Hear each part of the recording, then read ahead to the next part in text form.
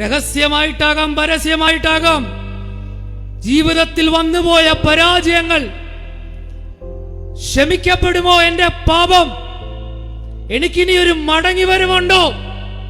എന്റെ ജീവിതം തീർന്നു, എന്നോട് ദൈവം ഇനി ക്ഷമിക്കുമോ എന്നൊക്കെ ചിന്തിക്കുന്നവരാരെങ്കിലും ഉണ്ടോ?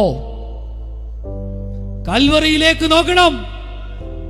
തന്റെ കരത്തിൽ ആണിയടിച്ച, തന്റെ കാലിൽ ആണിയടിച്ച, ചാട്ടവാറുകൊണ്ട് തന്റെ ശരീരം തകർത്ത് കളഞ്ഞ ആ പടയാളികളെ നോക്കി പ്രാർത്ഥിച്ച ഒരു പ്രാർത്ഥനയുണ്ട്.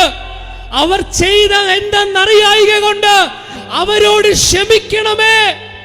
കയ്യിലാണിയടിച്ച, കാലിലാണിയടിച്ച ആ പടയാളികളോട് ക്ഷമിച്ച ദൈവത്തിന്റെ പുത്രൻ എന്നെയും നിങ്ങളെയും പാപം എത്ര കടുംചുമപ്പായാലും ശുദ്ധീകരിക്കുന്നവൻ, അവന്റെ സാന്നിധ്യം ഇന്ന് രാത്രി പന്തലിലുണ്ട്.